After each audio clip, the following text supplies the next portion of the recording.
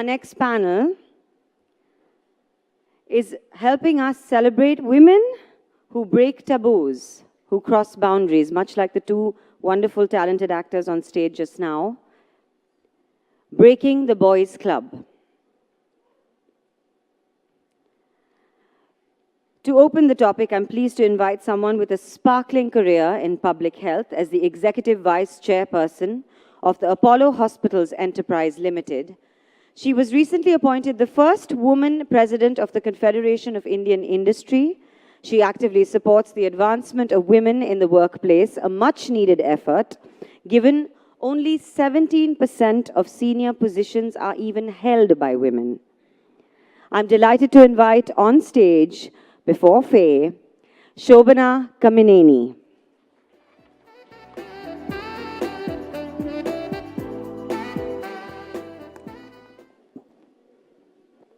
Thank you, and good afternoon to all of you.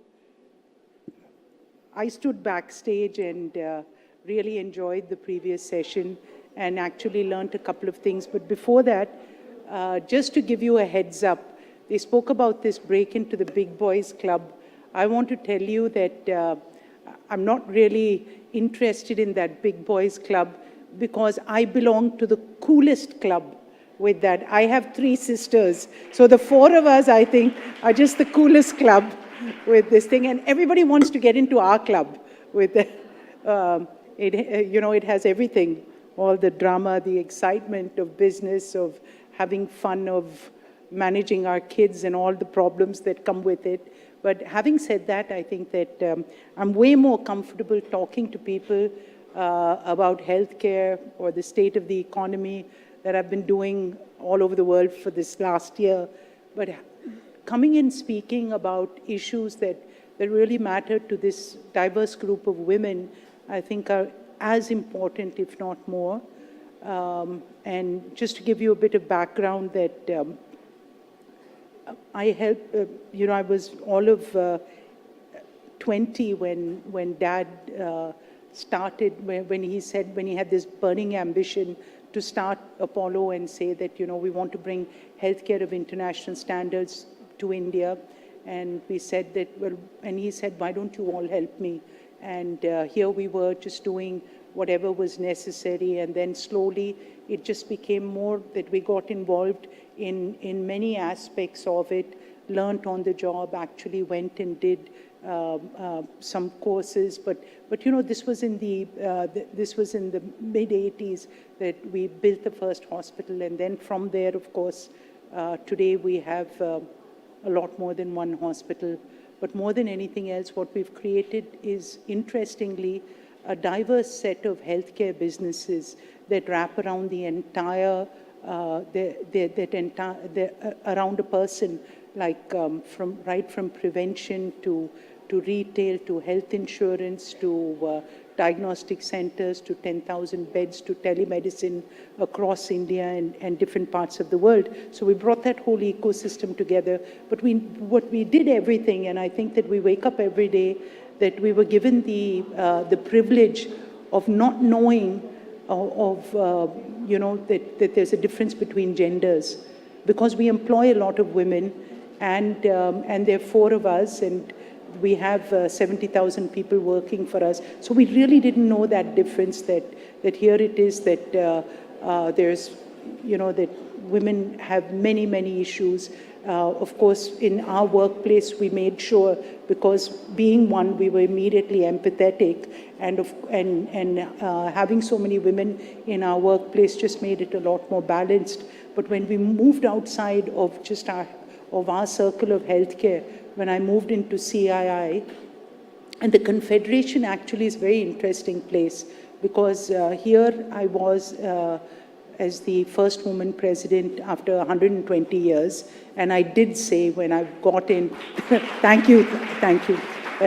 I remember that my acceptance speech was 3 words. It's about time, boys. And I think that they took it with good humor, mostly because all of them had had all white hair. So when I'm calling them a boy, they were just most thrilled with that. So I knew how to play up that one. But having said that, so the Confederation is about 8,000 members, but we have 90,000 direct members and 102 other associations that I helm as the president of CII. So here it is that all of a sudden you have almost 60% of India's GDP as your members, and you're expected to step up every time, the Prime Minister or any minister goes anywhere, including if you saw my picture with Nirav Modi, I don't know him with that. So leave that in Davos. Everybody asks me about that, and I say, I don't even know him. Because I'm a woman, they're very polite. I always get a seat.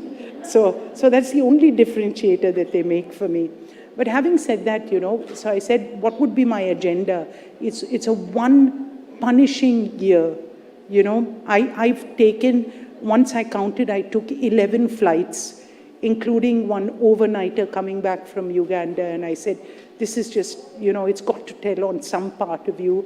And then I look for pity and go to my dad or my husband. My husband's nicer. And my dad said, you wanted this. Just do a good job. So I learned something. And so I learned something from Sharmila ji when she said she never felt guilt. God, I spent so much of my life in guilt.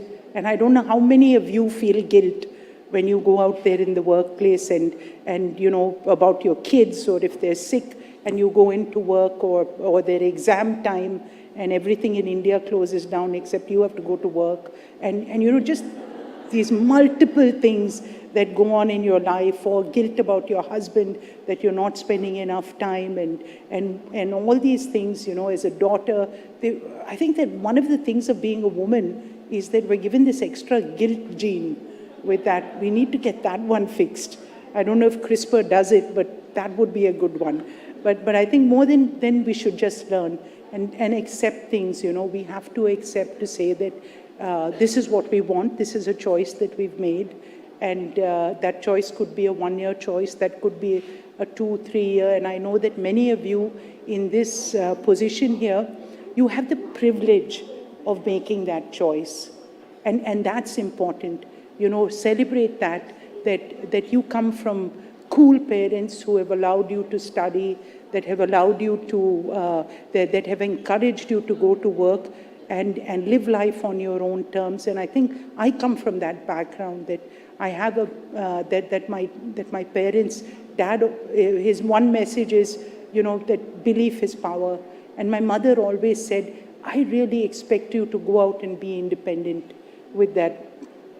And this is something that, will be a generational shift. So it doesn't come suddenly that today we walk out of the room and all of Indian women become empowered. It is gradual, and then it's suddenly.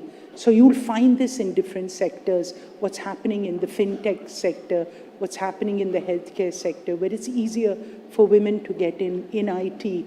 And then you'll find that slowly over generations, it can never happen at one particular time. So we're part of that changed generation, and we have to accept that, embrace it. So when I got into CII, I said, no, I'm going to stay away from gender bias. It's not a good thing. I better, I should just be one of the guys.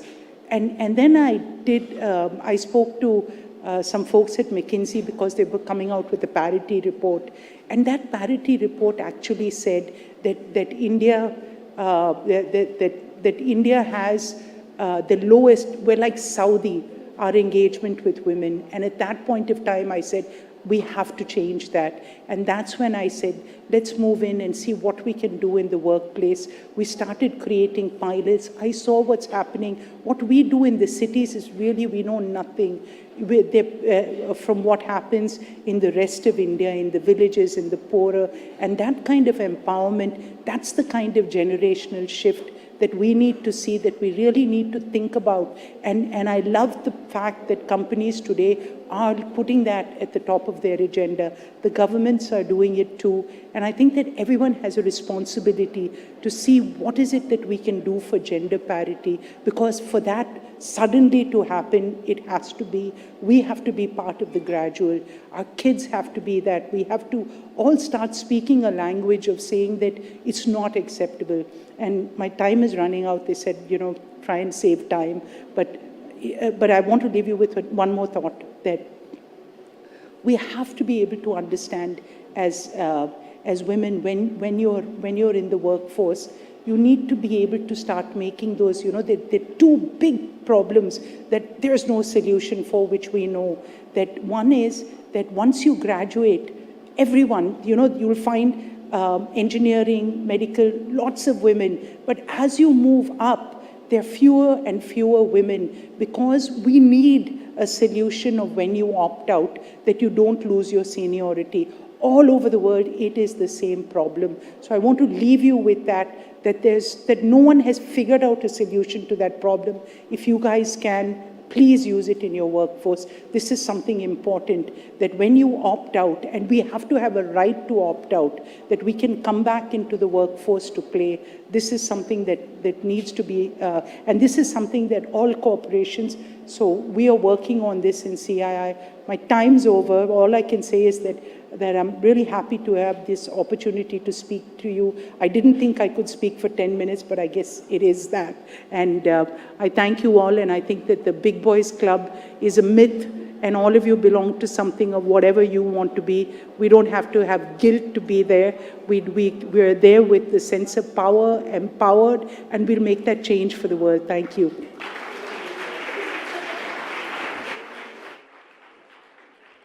Thank you, Shobna.